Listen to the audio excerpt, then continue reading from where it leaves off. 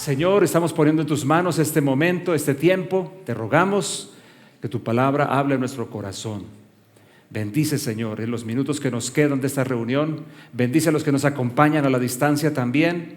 Pedimos que tu amor y tu presencia estén tocándonos todo este tiempo, como lo has estado haciendo esta mañana, hasta el cierre de esta reunión. Te pedimos en el nombre de Jesús. Amén. Ok. Quiero recordarles un par de historias para comenzar, antes de meternos en nuestro tema. Dos conocidas historias. Estoy aquí bregando a separar. ¿Por qué será que las páginas se pegan tanto? Ok, estoy listo. Escuchen. Dos conocidas historias y sus destinos consecuentes. Creo que todos las sabrán, pero igual vamos a recordarlas. La primera historia. ¿Cuántos vieron la película sobre el Titanic? ¿Cuántos recuerdan a Rose? Oh, la, la. En fin. Y al bonito de, ¿cómo se llama? Sí, Jack, pero el nombre real. Eso, lo que ustedes dijeron. Bueno, miren. Abril de 1912 es cuando esto sucede, ¿no? El capitán del famoso barco, Edward Smith, él tomó una serie de decisiones. ¿Cuáles fueron? Fueron estas. Tenía muchas advertencias de que había mucho hielo en el camino que iba a recorrer, y sin embargo él decidió mantener una velocidad muy alta, la máxima posible, porque era pues el barco para mostrar, para impresionar a los pasajeros y pues mostrar la calidad de su embarcación, a pesar de las advertencias. Ahora, la noche que todo sucede fue abril 14. El barco navegaba, según se cuenta, a máxima velocidad, con una visibilidad reducida y con la advertencia de que había muchos, ahora olvidé el nombre, pues no exactamente. Pues si eran icebergs, se puede llamar icebergs, aunque sean pequeños, no tan grandes. Ok, icebergs entonces. Cuando finalmente avistaron con el que chocaron, ya no tenían chance de maniobrar por la alta velocidad que tenían. Además, otra de esas increíbles decisiones del capitán Smith es que él permitió que el barco zarpara con solamente la mitad de los botes salvavidas, solamente la mitad, porque estaba convencido de que, como lo habían dicho, ni Dios podría hundir el Titanic. ¿Cuántos escucharon esa frase alguna vez? Fue cierta, ni Dios puede hundirlo. Bueno, no creo que Dios lo haya hundido, en realidad. Ahora, ¿qué pasó entonces con esto? Esta cadena de malas decisiones, alta velocidad a pesar de la advertencia, ir tranquilos diciendo no pasa nada, ni siquiera llevemos los botes necesarios para una eventual emergencia, que ocasionó 1,500 personas murieron. 1,500 personas murieron. Esta mañana lo alcanzó a mencionar el pastor Andrés diciendo decisiones hacen destinos. Bueno, en el video es donde está, ¿no? En realidad la frase la aprendimos de uno de nuestros padres espirituales, Alfredo Fonseca. Decisiones hacen destinos. Y en serio, quiero enfatizarlo. No es que Dios entonces aceptó el reto, que ni yo puedo hundirlo, se los voy a hundir. No. Fueron las pésimas decisiones que tomaron ellos. Porque ustedes saben que somos muy inclinados siempre a culpar a alguien por los lugares a los cuales arribamos. Ustedes me han escuchado muchas veces decir que el futuro, más que un lugar al que yo arribo, es un lugar que yo construyo. Y en muchísimos asuntos, lo que estamos viviendo hoy es simplemente el resultado de una suma de decisiones. Son decisiones que nos han traído hasta aquí. No descarto ni niego en manera alguna que hay cosas que se salen de nuestro control, completamente se salen de nuestro control. Pero, como decía Víctor Frankl, evidentemente nosotros sí somos dueños de algo. Somos dueños de la manera como vamos a responder frente a todo lo que nos rodea. ¿Y qué vamos a hacer aún frente a las peores circunstancias? Inclusive él decía, aún si estás en el mismísimo infierno, obviamente ese infierno puesto entre comillas, siempre hay una posibilidad de que hagas algo al respecto. Nosotros somos nuestra cultura mejor, está marcada por el concepto que se conoce como el fatalismo. Y el fatalismo, yo te lo he explicado muchas veces, no es pensar en fatalidad. El fatalismo, para que te hagas una idea, dice esto, el fatalismo habla de esta manera: lo que ha de ser, será. Y los cristianos, sobre todo, creo que hemos abrazado esa frase y la hemos pulido y la hemos convertido, y entonces estamos diciendo, si está de Dios, pues así será. Y hay muchas cosas que realmente no son la expresión de la voluntad de Dios, sino que obedecen a otros factores, entre ellos las decisiones propias. ¿Quién hundió el Titanic? ¿Dios? No, Dios no hundió el Titanic. No creo que Dios necesite entrar en un pulso con alguien para demostrar que Él es Dios. Fueron las pésimas decisiones del capitán Smith las que llevaron a 1,500 personas a morir en cuestión de minutos seguramente. Ahora, les tengo un contraste. Esta otra historia seguramente también la habrán oído. Inclusive se hizo una tremenda película. La llaman El milagro en el Hudson, el río que cruza o que divide, creo de hecho, Nueva York con New Jersey. Por lo menos es uno de los grandes ríos que están allí. Esa historia ustedes la conocen. ¿Cuándo sucede? 15 de enero del 2009. El capitán, en este caso, no es el capitán Smith, sino el capitán Chelsea Sullenberger, y por eso lo llamaban Sully. La película se las recomiendo, que además sirve para un montón de cosas. Resulta que su avión, en pleno inicio de vuelo, fue golpeado por una bandada de gansos y perdió los 2 motores. ¿Qué es lo que pasa entonces? Bueno, lo que se cuenta es que en 208 segundos, ¿cuántos? Es increíble. 208 segundos, Sullenberger tomó la decisión de intentar un amerizaje en el Hudson. Y la historia que se cuenta es increíble, por eso la película vale la pena verla. La decisión que él toma, la manera como ejecuta su decisión, es una cosa impresionante. ¿Y en qué resulta? Bueno, muy al contrario del capitán Smith, la decisión del capitán Sully es que salvó 155 vidas de una muerte segura. Decisiones que hacen, se los acabo de decir, decisiones hacen destinos. Vamos, díganlo conmigo. Decisiones hacen destinos. Decisiones hacen destinos. Una de las cosas de las que más nosotros necesitamos ocuparnos es de asumir responsabilidad, porque nuestra tendencia, yo diría que desde Adán, siempre ha sido culpar. Culpamos a la vida, culpamos a la familia, culpamos al cónyuge, culpamos a los padres, culpamos a los que hicieron algún mal contra nosotros, culpamos a Dios, culpamos al gobierno, culpamos a todo el mundo. Poquísima gente he conocido que realmente sea capaz de asumir responsabilidad sobre sus actos y sus decisiones. ¿Están conmigo hasta aquí? De todo lo que te voy a hablar hoy, pues creo que ya está más o menos claro, ya lo vamos a presentar bien, pero quiero aprovechar este momento para enfatizar el poder de una decisión, el poder de una decisión, el increíble poder que hay en una decisión. Es una cosa increíble realmente que Dios nos ha dado a nosotros.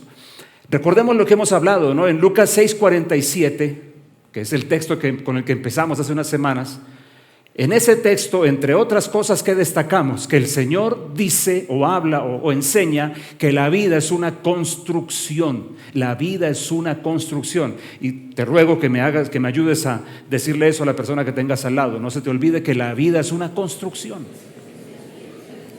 Con todo lo que eso implique, Entonces hay diferente tipo de construcciones. ¿Estás conmigo? Diferente tipo de construcciones. Puedo hacer un paréntesis y anticipar algo que de pronto no he estado seguro en qué momento decirlo, y tal vez por lo menos sí puedo hacer una mención muy breve. El tema de las decisiones y el tema de lo que se construye en la vida, sobre todo en la gente cristiana, a veces nosotros no lo valoramos suficientemente. Y miren que inclusive hay un hecho, hay una cosa que es más que un concepto teológico en la Biblia, pero es también un concepto teológico que se conoce como el tribunal de Cristo. Recuerden esto, el Señor Jesús un día utilizó una parábola para explicar una parte de lo que Él quiere acerca de los seres humanos. Dios le ofrece a todos los seres humanos la misma salvación, la misma oportunidad de que su vida tome un rumbo diferente. El Señor Jesús dijo: no envió Dios a su Hijo al mundo para condenar al mundo, sino para que el mundo sea salvo por Él. Dios no anda en el negocio de condenar a nadie. Y te voy a decir una frasecita que no tengo tiempo de explicarla. No está en el negocio de condenar a nadie porque todos están en la fila ya de la condenación. Necesitaría tiempo para explicarlo. El Señor Jesús no viene para decir: ahora tú te vas a condenar, sino para invitarte a recibir la salvación y a escapar de ese destino de perdición. En esto dice el Señor Jesús: no envió Dios a su Hijo al mundo para condenar al mundo, en Juan capítulo 3 lo dice, sino para que el mundo sea salvo por Él.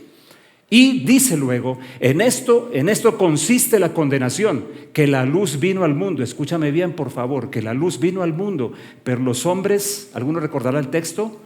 Amaron más las tinieblas que la luz.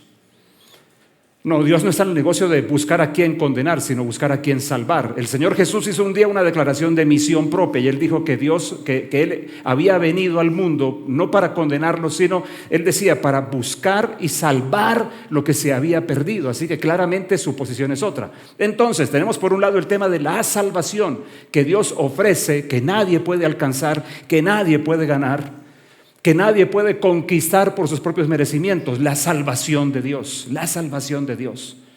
Por eso dice Pablo en Efesios capítulo 2, ustedes son salvados por gracia, es decir, gratuitamente, por medio de la fe, no por sus acciones, sino por su fe, porque su fe les conecta con la salvación que finalmente es un regalo que Dios les da. Porque la salvación no se puede merecer, no hay manera de alcanzarla.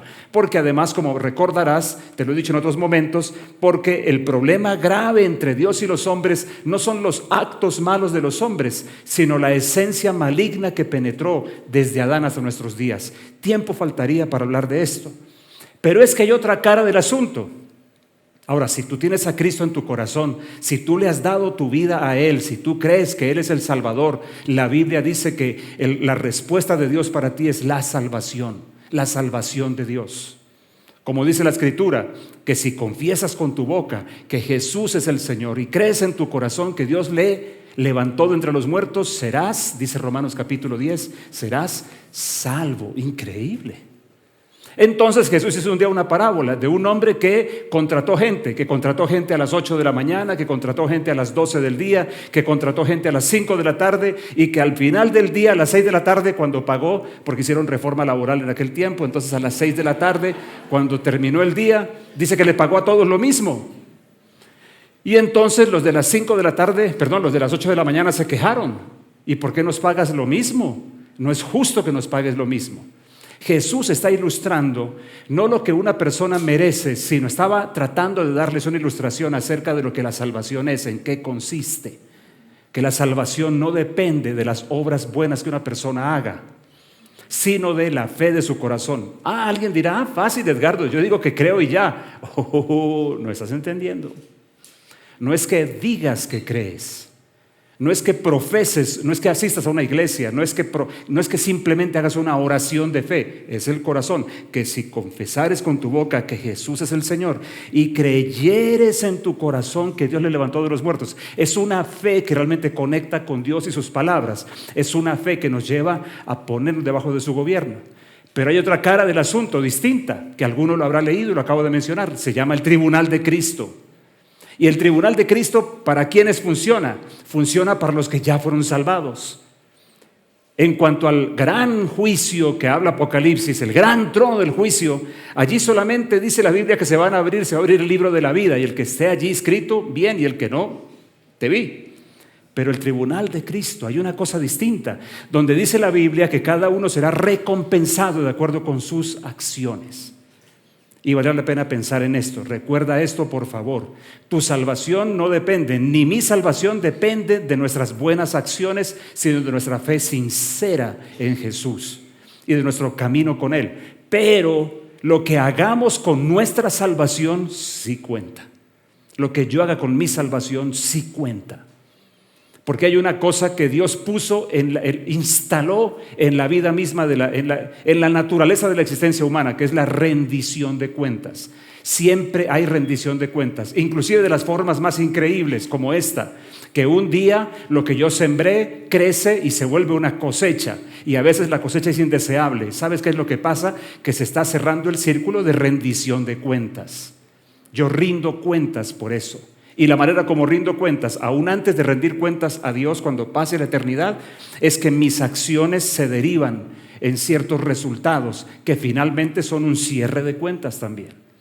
A veces lo que nos está pasando a nosotros, situaciones malas en la vida, no obedecen ni siquiera a acciones de Dios para enseñarnos algo, o no obedecen a cosas demoníacas en nuestra vida tampoco, sino simplemente son las cosechas de algunas siembras que hemos hecho. Escúchame bien esto, por favor. No lo des por sentado. ¿Me estás siguiendo? No des por sentado que ya sabes lo que te digo, sino aprovecha para revisar. Aprovechemos para revisar que algunas cosas que hoy vivimos no son mala suerte ni castigo de Dios, sino cosechas de siembras que hicimos. ¿Estamos bien hasta aquí? ¿Atrás me escuchan bien? ¿Bien atrás me escuchan bien? Pero avancemos. Entonces, el Señor dice que la vida es una construcción, no es un albur, no es el resultado de buena suerte, no se trata de ser suertudo o de haber nacido salado. ¿Te acuerdas que te he dicho esto? No es tampoco el destino. El destino, siempre recuerdo lo mismo. Es su destino que un mal amor vista su alma de negro duelo. Infame amor, ingrato amor. Aunque la admiración que le tenía la perdí hace rato, pero bueno, en fin. Un saludo a la gaviota. No es lo que me tocó, es que esta es la vida que me tocó.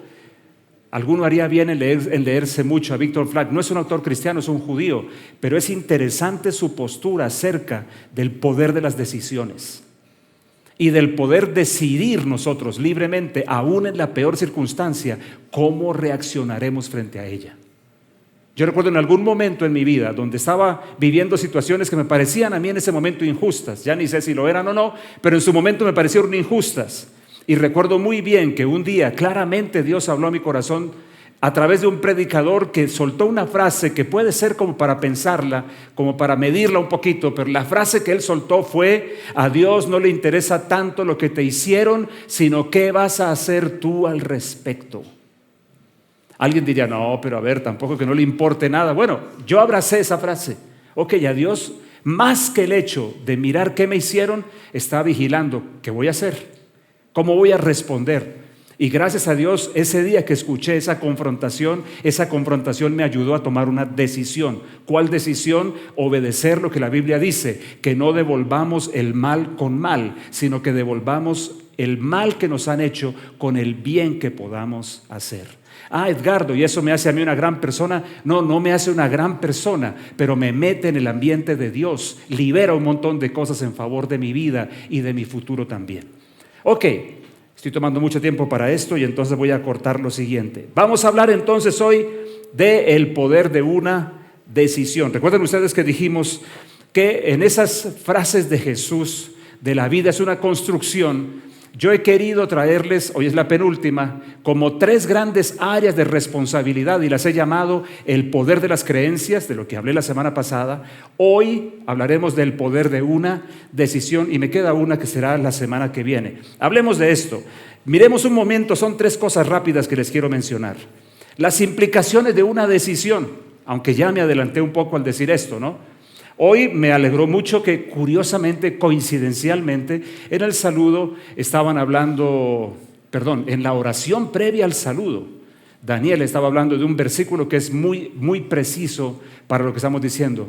Uno se hace esclavo, dice Pablo en el libro de Romanos, capítulo 6, uno se hace esclavo de todo aquello que decide obedecer. Quedo debajo del poder de una decisión, de aquello que yo decidí que fuera el camino por el cual yo caminase. Ok, entonces, si alguno quisiera una definición de esas típicas de técnicas, escuchen una, abro comillas. Una decisión es el proceso de elegir entre diferentes alternativas o cursos de acción con base en juicios, valores, preferencias y conocimientos disponibles. Listo, una definición bastante técnica. Pero lo que yo quiero mostrarles es una cosa un poquito más simple. En todo caso, déjenme hacerles este comentario. La capacidad de decidir es una de las más poderosas herramientas que Dios le ha dado a los seres humanos. Una poderosa herramienta que Dios instaló en nosotros para construir. Ahora, no puedo negar que esa herramienta y ese proceso y el decidir en sí mismo genera mucho temor porque tiene una alta dosis de incertidumbre muchas veces, porque muchísimas veces nadie garantiza el resultado de mi decisión. Entonces eso genera temor en mi interior y también porque produce ciertos efectos. Aquí va un punto clave, que las decisiones tienen consecuencias. Toda decisión tiene alguna clase de resultado. Toda decisión. Si lo miramos bien, lo que estoy diciéndote, mi hermano querido, es que decidir es la herramienta clave que Dios nos dio para construir. De hecho, creo que las decisiones son los ladrillos con los que construimos. Yo quiero enfatizar otra vez, Dios es un activo constructor y creo que nos llama a nosotros en toda forma y en todo ámbito a no parar de construir.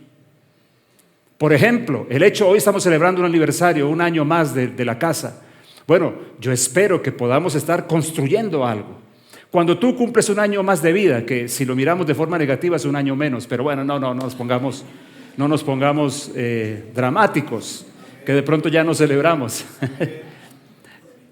La semana entrante tenemos una celebración aquí espectacular. Pero en la óptica de Dios, cada día es una oportunidad de construcción. Y en la óptica de Dios, nuestro transcurso de vida es visto como la posibilidad de asociarnos con un Dios constructor para construir futuro. No podemos olvidar que Dios marcó una línea desde Génesis capítulo 2, versículo 15. Por favor, estén conmigo en serio en esto. Es que hay gente que simplemente existe, hay gente que simplemente respira.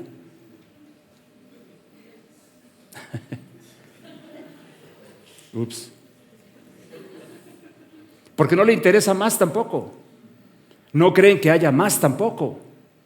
O bien están esperando cuándo morirse, o bien están esperando que aparezca el anticristo y el rapto se los lleve. De verdad. Pero no los vemos interesados en construir en diferentes ámbitos, como si no fuera un asunto importante el construir. Decía el señor Darrell Miller que es interesante que la historia humana comienza en un jardín y termina en una ciudad. Yo recuerdo que puse, hablando de Génesis hasta Apocalipsis, yo recuerdo que puse ese comentario en Facebook y de una vez salió alguien a decirme, tal vez era de Greenpeace o algo así, que qué tristeza, ¿no?, depredar el medio ambiente. No entendió nada. No entendió nada. Claramente no está hablando de destruir los bosques para construir ciudades. Está hablando es de la capacidad de edificar, una capacidad que Dios nos da y en la que nos asociamos con Él. Yo te lo dije ya hace 2 semanas, siempre Dios está elaborando planes. Eso es lo que le dijo el Señor a través de Jeremías al pueblo. Yo sé los planes que tengo para ustedes, planes de bien y no de mal. Entonces la oportunidad que Dios nos da cada día que pasa no es un día más donde me envejezco. Yo ya tengo 64 y la edad sí se experimenta, el cuerpo comienza a pesar. Yo les he dicho que hay una forma como ustedes pueden medir el paso de la edad y es midan cuántos puntos de apoyo necesitan para bajarse de un carro.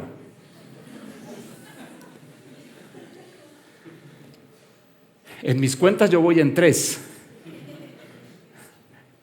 ¿Cuántos van conmigo en 3? ¿Cuántos están en 2? Piénsalo, ¿cuántos puntos de apoyo? ¿Cuántos todavía están en eso de que simplemente dan un salto y están afuera? Los más jóvenes, normalmente, obviamente, los más jóvenes. Que siempre que digo esto me meto en líos, tal vez por decir que una de las cosas de las que los seres humanos tienen que renunciar es la adoración por la juventud. Porque Cada etapa de la vida es simplemente parcial, no es total, y cada etapa tiene su riqueza y su belleza, y cada etapa tiene también su limitación. Sí, yo estoy en una etapa de mi vida en la que necesito 3 puntos de apoyo para bajarme de un carro, pero lo que yo entiendo hoy, lo que yo sé hoy y lo que puedo entregar a otro en riqueza interior, no lo tenía hace 20 o 25 años. Y a pesar de que de pronto soy un líder cristiano desde los 17 años, pero lo que entregué a los 17 no se compara con lo que puedo entregar hoy a los 64. Entonces yo puedo simplemente envejecer y pasar los años como calendarios, o verme como un constructor, uno que está todo el tiempo aprovechando una oportunidad de ahora que sigue, ¿qué voy a construir? No de una manera obsesiva, sino de una manera, por un lado, tal vez compasiva con el entorno en el que estamos y además atenta a lo que Dios tiene para decirnos. En todo caso, no olvido que una vez un muchacho del Bet Shalom, muy enojado, que yo estaba diciendo que las decisiones eran ladrillos para construir y que por eso tenían consecuencias, él me dijo que eso le parecía injusto, que era injusto que las decisiones tuviesen resultados. Entonces yo le pregunté, ¿por qué injusto? Tal vez lo que tú quieres es evitar los malos resultados de las malas decisiones, pero si tú lo miras bien, lo mejor que Dios ha hecho es atar las decisiones con efectos, porque si no, de otra manera, ¿cómo construyo? O sea, míralo como es, ¿cómo construyo? Si yo no puedo poner un ladrillo debajo y otro encima, sino simplemente desperdigarlos por todo lado, ¿quién puede construir? Pero si una decisión es un ladrillo que tiene un efecto que me permite poner otro encima, que tiene otro efecto que me permite poner uno más encima, entonces lo que estoy haciendo es usar esa capacidad increíble, esa herramienta poderosa para construir, asociarme con Dios construyendo algo. No terminé de decir la idea de Génesis 2.15. El Señor dice en Génesis 2.15, tomó pues Dios al hombre, lo tomó como una declaración también de intención suya, que Dios nos quiere cercanos a Él, pero además también como una acción que nos recuerda que también hay muchos asuntos en la vida que obedecen a su soberanía, muchos. No todos los asuntos de nuestra vida responden a acciones soberanas de Dios. Y luego dice, lo tomó y lo puso. Otra acción soberana de Dios. ¿Quién decidió cuándo nacer de ustedes? ¿Alguno decidió? ¿Quién decidió dónde nacer? ¿Quién decidió quiénes son sus padres? Una jovencita en otro país, un día de estos, como esa es la moda que hay también hoy en algún grupo de jóvenes, que ella no había pedido venir al mundo y por lo tanto sus papás tenían que hacerse cargo de ella todo el tiempo como fuera, porque ella simplemente la trajeron al mundo. Era como una víctima de los padres que la amaron y la trajeron al mundo. Bueno, hay gente que piensa así. Hoy tenemos muchos así. Por eso roban en Transmilenio, por eso hacen un montón de cosas que, en fin, etcétera, etcétera. Tomó pues Dios al hombre y lo puso en el huerto del Edén para que lo labrara, dice, lo labrara y lo guardara. ¿Te acuerdas que te he hablado de esto muchas veces? Las dos cosas que Dios nos encomienda a todos los seres humanos. Dios a todos nos da algo por proteger. Todos somos responsables de proteger algo. Hay que identificarlo. Y todos somos responsables de hacer crecer algo. Algo tiene que mejorar por causa mía. Que yo pueda mirar hacia atrás y decir, el paso de mi vida hizo que tal cosa mejorara o aumentara. Ok, entonces, una decisión, finalmente lo que quiero decir es una elección que nosotros tomamos.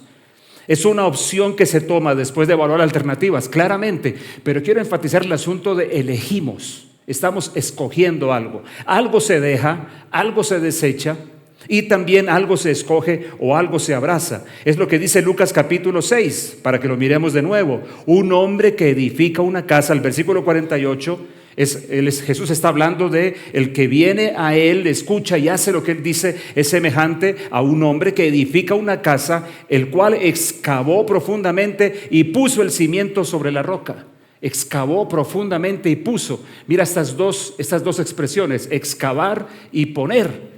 Yo allí encuentro lo que te he dicho, ¿no? Yo encuentro que en esas expresiones, excavar y poner, cavó, ahondó, puso, dice la traducción Reina Valera, yo veo allí implícita la combinación de lo que hemos hablado, creencias y decisiones. Entonces, en última se trata, escúchame esto por favor, las decisiones nuestras de qué deberían tratarse en últimas, de esto que te pongo yo aquí. de eliminar todo aquello que separa de la roca para finalmente pararse sobre ella. ¿Quieres saber facilito qué es una buena decisión? Bueno, una buena decisión consiste en eliminar todo aquello que nos separa de un fundamento estable. Ese es el punto.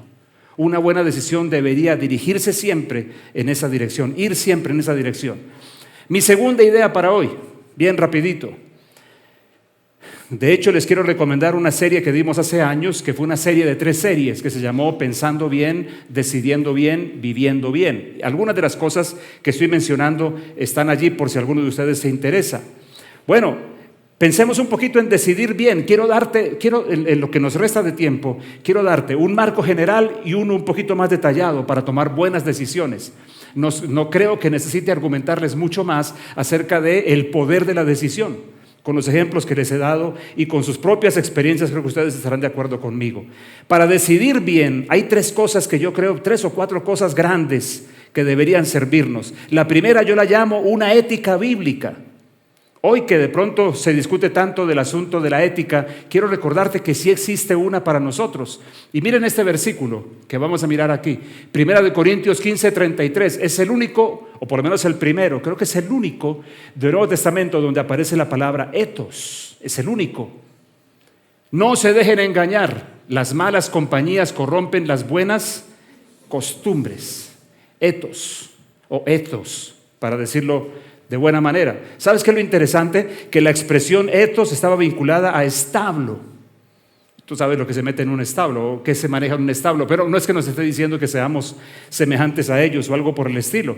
Pero sí está hablando de dar estabilidad, de poner unos marcos. La ética tiene que ver con principios que rigen la conducta. Y yo creo que una cosa grande que deberíamos tener nosotros es ser capaces de generar una ética bíblica. Una ética que provenga de la palabra de Dios. Una segunda cosa, una moral cristiana. Los que estudian sobre el tema dicen que la ética es una cosa estable, firme, como vimos acá, pero que la moral varía de acuerdo con los lugares o los conceptos que las personas tengan. Bueno, mi propuesta es entonces, a la hora de decidir, construye una ética bíblica y además déjate guiar por una moral cristiana. ¿Por qué lo llamo una moral cristiana? Es decir, una moral que no dependa de los conceptos del grupo generacional al que pertenecemos, sino que dependa de las enseñanzas de Jesús.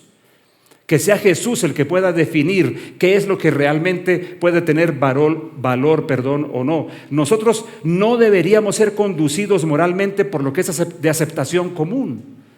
Hoy hay muchas cosas de aceptación común que son absolutamente inmorales, aunque de pronto la moral de hoy las permita. Puede que hoy entonces para muchos sea moralmente aceptable. Dijo el señor Petro un día que si lográbamos si lográbamos cambiar la definición de cosas ilegales, entonces, o la definición de lo que era crimen, y si de pronto lográbamos que algunas cosas que se llaman crimen hoy dejaran de serlo, que entonces por definición el crimen disminuiría.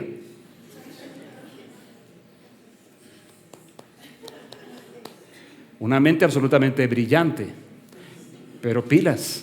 Si te está dejando ver un concepto detrás, si te está dejando ver un concepto peligrosísimo, y es redefinamos y acomodémonos y hacemos algunas cosas que negocien. Por esa razón le parece fácil entonces a un gobernante hablar de tú a tú con un criminal condenado y decirle podemos negociar, estamos en igualdad de condiciones. Una ética bíblica, una moral cristiana, es la propuesta, es lo que yo creo que deberíamos siempre tener como un marco grande. Pablo decía, todas las cosas me son lícitas, pero no todas me convienen. Está hablando entonces de poder tener una medida para no estar gobernados por lo que es de aceptación común. ¿Qué dice Jesús? Y no es esa expresión del WWJD, que yo creo que nació de una forma correcta, el What Would Jesus Do? ¿Han escuchado hablar de eso? WWJD, algunos andan con manillitas y todo eso. Me parece lindo siempre y cuando entiendan que para saber qué haría Jesús, lo único que necesitan es abrir sus Biblias y leer lo que Jesús dijo. Porque algunos se ponen en ¿qué haría Jesús? Empiezan a imaginarse a su Jesús y al Jesús que les parece apropiado a ellos hacerle preguntas, que en últimas es preguntarse a ellos mismos. Ellos se convierten en Jesús. Y entonces chequean ese punto de la vida diciendo, ¿qué haría Jesús? Yo creo que haría tal cosa. No es que crees que haría, es que Jesús dijo al respecto. Porque Jesús haría exactamente aquello que Él hizo, o haría de acuerdo con aquello que Él dijo.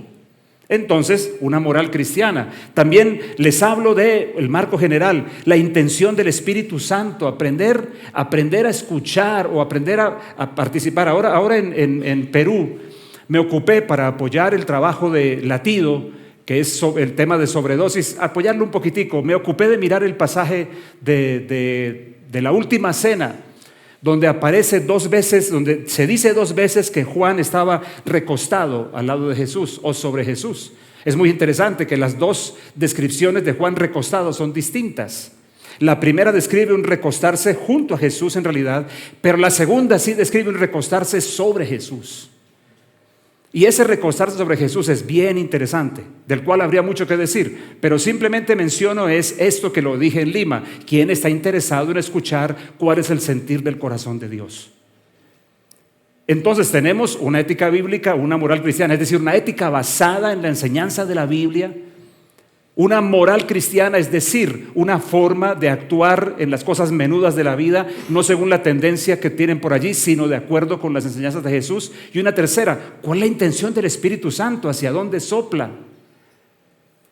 Me encontré un día que la expresión gobierna, que está asociada con lo gubernamental, tiene que ver con una cosita que ponen en los aeropuertos, que ustedes de pronto han visto en algunos, sobre todo en aeropuertos pequeños, que es una especie de pequeño cono de tela. Los antiguos por lo menos eran así, un pequeño cono de tela que lo que hace es capturar el viento y mostrar hacia dónde, señalar hacia dónde sopla. Es interesante que a eso se le llama el gobierno, hacia dónde sopla el viento. Me gusta siempre la película del náufrago, son de esas que me puedo repetir muchas veces, como la de Rescatando al Soldado Ryan, y siempre termino llorando. Espero haber sido digno. ¿Alguien ha visto la película? Ustedes son demasiado jóvenes algunos. Lo siento por ustedes. Pero esta otra, cuando este hombre que se rescata, que él aprendió, la cosa clave del náufrago, ¿sabes cuál es para mí la lección del náufrago? Aprender a leer el viento. Y eso fue lo que lo salvó. Y llega a la última escena, y en la última escena hay una cosa medio romántica, medio insinuarse, que de pronto hay una persona con la que se puede construir, y antes de ir detrás de ella, el hombre se para en el cruce de caminos y empieza a mirar, a poner el dedo mojadito, a ver hacia dónde sopla el viento. Bueno, algo así. Suma una ética bíblica, una moral cristiana, la intención del Espíritu Santo, y una cosa más que yo la llamo la sabiduría. La sabiduría. ¿A qué me refiero? Bueno, que alguno dirá, bueno, pastor, ¿y para decidir cómo atornillar le pregunto al Espíritu Santo? ¿Qué dirían ustedes? Sí, pregúntale a ver si te dice que para la derecha o para la izquierda. Recuerdo que una vez llegamos a una división de caminos en una población cercana a Bucaramanga, y un grupo de hermanos decidió que le preguntáramos al Señor por cuál lado coger. Oraron, lo hicieron en serio, y por alguna razón supieron que Dios les dijo que era por la derecha. Entonces yo me quedé parado y yo dije, yo espero. Pero Edgar, el Señor nos mostró que por la derecha. Yo espero. Y unos minutos después pasó un campesino y le preguntamos, y tal cual, era por la izquierda. Yo le dije, tengan paciencia, es que el Señor Dios no conoce bien la zona. Entonces de pronto Dios les dijo que por la derecha. ¿Qué medias me pongo hoy? ¿Cuál será la ética bíblica que me ayuda a decidir? Oiga, yo no sé si acepto este negociado chueco o no. Señor, ¿qué me dices? O, ¿qué par de medias me pongo hoy? Bueno, hoy por hoy ya casi no usamos, ¿no? Entonces el asunto se ha resuelto. Pero escuchen esto. Yo digo también la sabiduría, agrégale esto. Mira Proverbios 8, versículo 12 al 14. Aquí tengo la Nueva Traducción Viviente. Escuchen esto. Yo, la sabiduría, convivo con la prudencia. Oh, prudencia. Que no es solamente un nombre que se le ponen las personas a las señoras de hace 80 años. ¿Alguien conoció alguna prudencia? Y poseo conocimiento. Oh, conocimiento. Y además de eso dice, y discreción. Oh, discreción. Quien teme al Señor, y aquí mete esto como un asunto crítico, quien teme al Señor aborrece lo malo. Yo aborrezco, está hablando de la sabiduría. El capítulo 8 de Proverbios es impresionante por eso, porque es como la sabiduría personificada hablando. Versículo 13, quien teme al Señor aborrece lo malo. Yo, la sabiduría está hablando, aborrezco el orgullo y la arrogancia. ¿No te está diciendo esto? ¿No te está dando claves para poder tomar decisiones también? La mala conducta y el lenguaje perverso. Y el versículo 14, míos son el consejo y el buen juicio, míos son el entendimiento y el poder. Ok, y lo último que te quiero decir hoy. Para movernos hacia buenas decisiones te voy a decir cuáles pueden ser las claves. Porque decisiones hacen destinos. Porque Pablo dice en Romanos 6 que yo me hago esclavo de aquello que decido obedecer. Porque las decisiones que tomo, las acciones consecuentes, son semillas que estoy sembrando. Y si yo no quiero una mala cosecha, ¿qué es lo que debería hacer? Abstenerme de sembrar una mala semilla. Y una cosa crucial, hagámonos responsables de nuestra vida por Dios. Hagámonos responsables, buscando a Dios, consultando a Dios, pero siendo responsables de lo que hacemos y no simplemente siendo como, ¿qué se podría decir? Juncos en el agua que están llevados por donde quiera que el agua quisiera, sin ningún criterio y sin ningún parecer. Creo que eso no es lo que Dios quiere para nosotros. Entonces, ¿quieres tomar buenas decisiones? ¿Alguien quiere tomar buenas decisiones? La primera cosa, ten en cuenta el camino del Señor. Mira este versículo. Señor, enséñame a vivir a tu manera. Muéstrame el camino que tú seguirías. Cuando hablamos del camino de Dios, ¿a qué nos referimos? Te lo voy a decir fácilmente.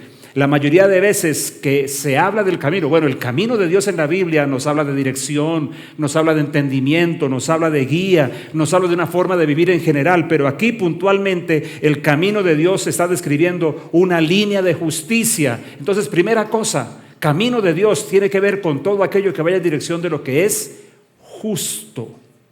Y justo no me refiero en el sentido de la decisión final de quién tiene la razón o quién no, sino recto.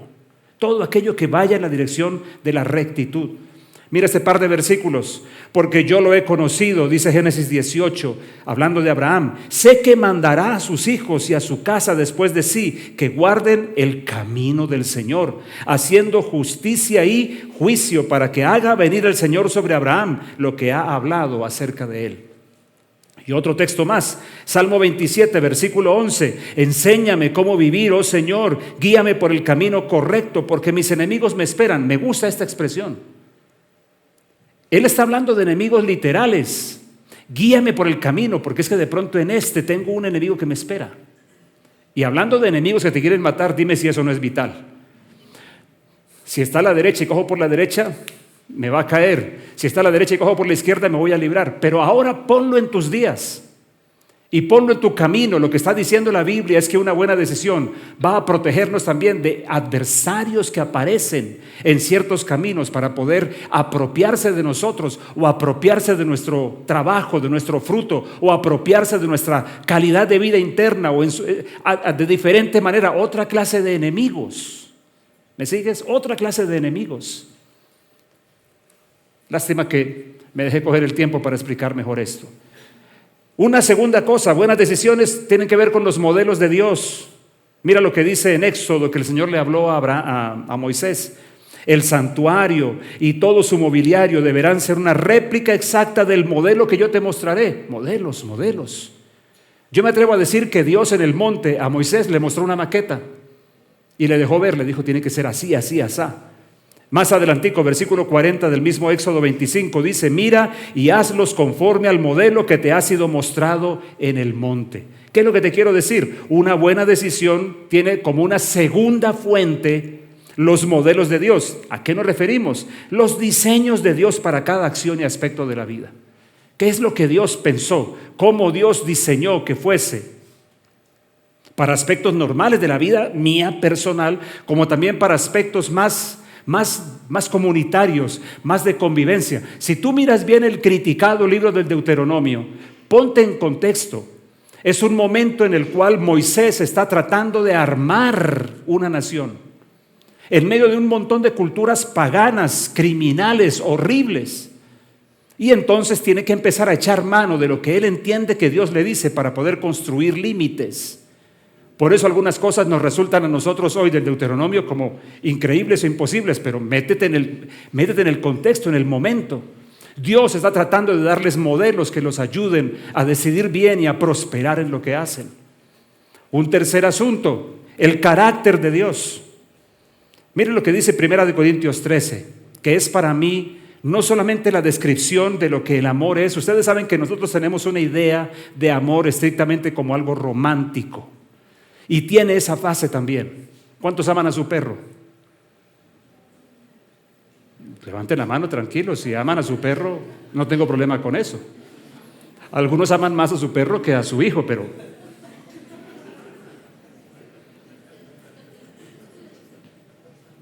¿cuántos tienen hámsters?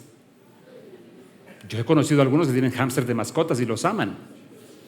¿Cuántos aman a millonarios?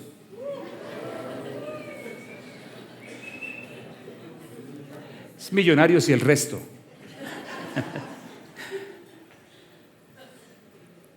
¿Quieres saber lo que es amor de verdad? Es un carácter. En la Biblia amor es un carácter.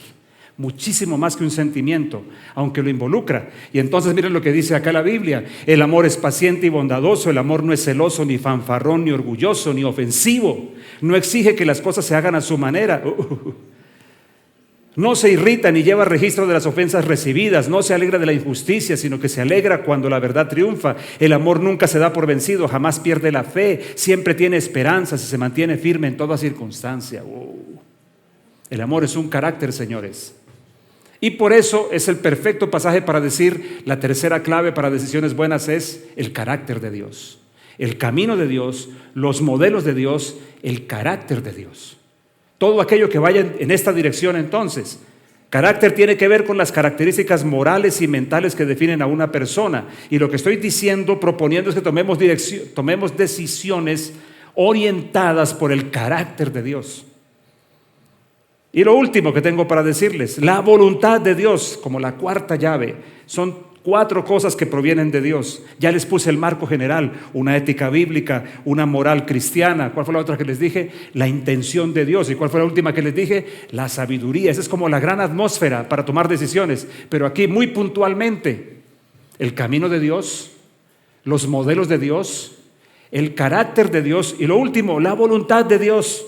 Mira lo que dice Proverbios capítulo 3, versículo 6. Busca su voluntad en todo lo que hagas y Él te mostrará cuál camino tomar. Debo decirte una cosa. Si queremos en algún punto de la vida de verdad saber lo que Dios quiere, porque no logramos determinarlo, definirlo bien, hay un asunto que primero tenemos que preguntarnos. ¿Estoy dispuesto a hacer lo que Dios me diga? Y si la respuesta honesta es no estoy dispuesto, yo te puedo garantizar que Dios no te va a mostrar lo que Él quiere, porque eso sería generar como un ambiente de condenación interior. Un prerequisito para conocer la voluntad de Dios es estar dispuesto a hacerla.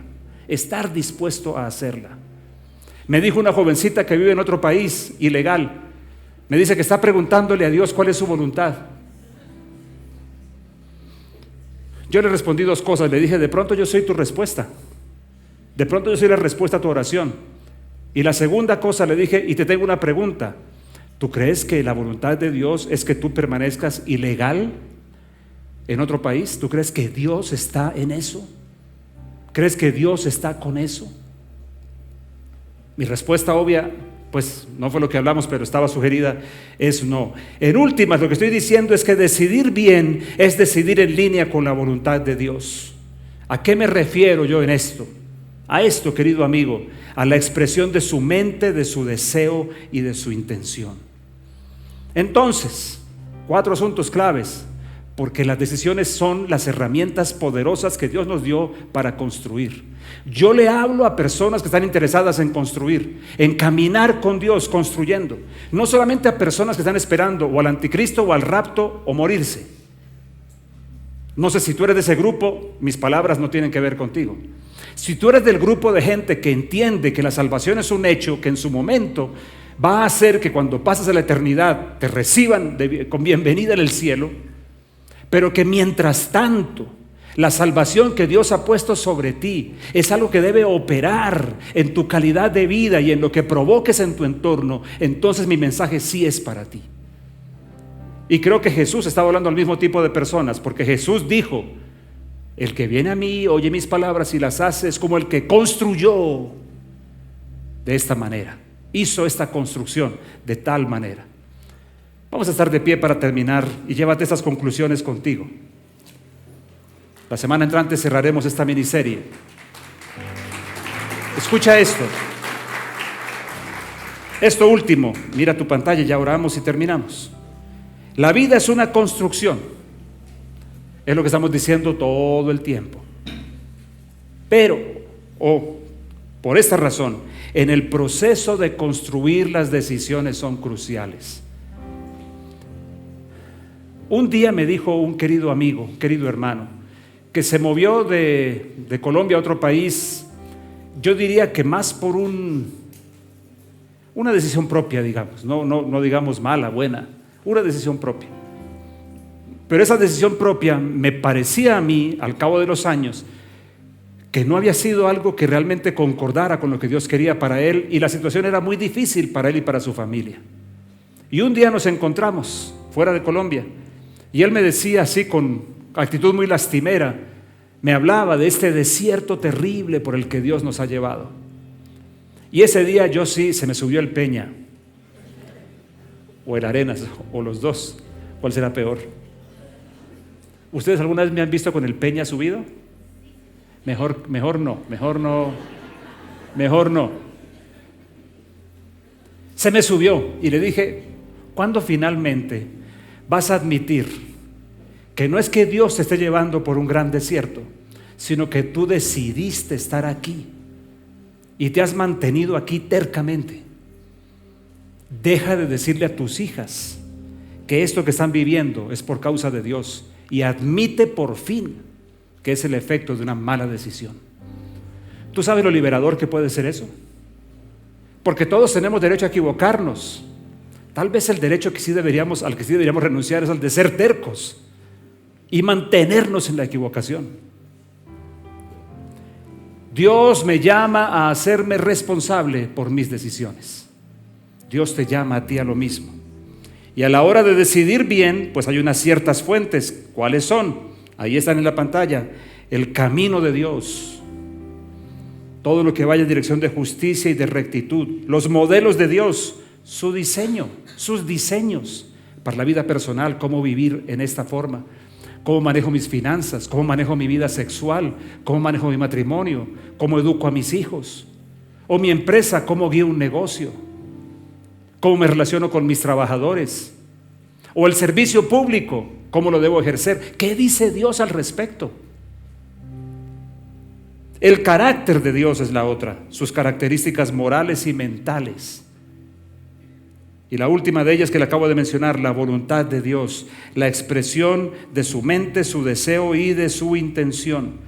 Yo quiero que te lleves esta frasecita. En últimas, esta puede compendiar un poquitico todo. En cada decisión lo que busco es moverme hacia la roca.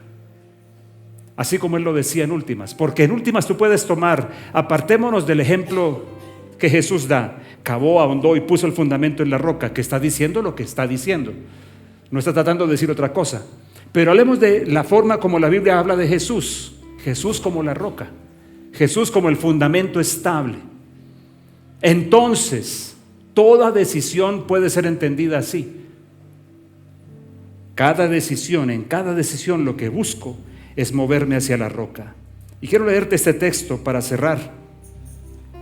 Job capítulo 22, para que hagamos esa misma oración, a ver si tengo todavía esta Biblia muy nueva. Job, ¿qué les dije? Job 22. Ya voy llegando. Miren unas frases allí, versículos 21 al 30, para que oremos sobre ello. Sométete a Dios. Bueno, aquí va a aparecer en otra traducción. Mírenla allí mientras yo se las leo en esta. Sométete a Dios, ponte en paz con Él y volverá a ti la prosperidad. Acepta la enseñanza que emana de su boca. Grábate sus palabras en tu corazón. Si te vuelves al Todopoderoso y alejas de tu casa la maldad, serás del todo restaurado. Si tu oro refinado lo arrojas por el suelo entre rocas y cañadas, tendrás por oro al Todopoderoso y será Él para ti como plata refinada. En el Todopoderoso te deleitarás, ante Dios levantarás tu rostro. Cuando ores, Él te escuchará y tú le cumplirás tus promesas. Miren este versículo: tendrás éxito en tus decisiones y en tus caminos brillará la luz. Cuando sean humillados y les digas levántense, Dios salvará a los humildes. Él librará aún al que no es inocente. Si tienes manos limpias, quedarás a salvo. Quiero enfatizar el versículo 28. Tendrás éxito en tus decisiones. Vamos a orar. ¿Cuántos tienen en ese momento decisiones entre mano importantes? Dejen su manito levantada. Miren, son muchos. Yo espero que lo que estamos hablando hoy no solamente sirva para hablar de la vida como una construcción, sino sirva para este momento. No me bajen sus manitos, déjenme orar por ustedes. Espero que lo que estamos hablando les resulte útil. Señor, mira a estos hombres y mujeres, hijos e hijas tuyos, que están ante procesos de decisión, algunos procesos demasiado serios, algunos demasiado comprometedores, otros quizá no tanto, algunos muy operativos de su negocio o de su trabajo, otros mucho más íntimos, de sus vidas propias, de sus matrimonios, de sus cónyuges o de sus hijos. Padre bueno, yo te ruego que hoy lo que hemos hablado tenga sentido para ellos, y pido que les alumbres, Señor. Pido que les des la capacidad de aceptar tu voz y de caminar sobre ella para todo lo que decidan. Gracias, Señor, porque ellos, estos hombres y mujeres, hijos e hijas tuyos, están construyendo. Y yo pido que estas decisiones que están a punto de tomar sean los ladrillos correctos para seguir construyendo. Ayúdalos, Señor. Dales valor aún para enfrentar, dales fuerza, carácter para enfrentar decisiones costosas, si es del caso. Honra, Señor, ese tipo de decisiones. Honra, Señor, el corazón de los que quieren caminar hacia ti, de los que están queriendo cavar y ahondar y buscar la roca como el fundamento de sus decisiones y de sus acciones. Yo los bendigo y pido que sean acompañados y alumbrados y fortalecidos por tu misma presencia para caminar en la dirección que deben y para que sean bendecidos en todo lo que hagan. Te doy gracias, Señor, en el nombre santo de Jesús.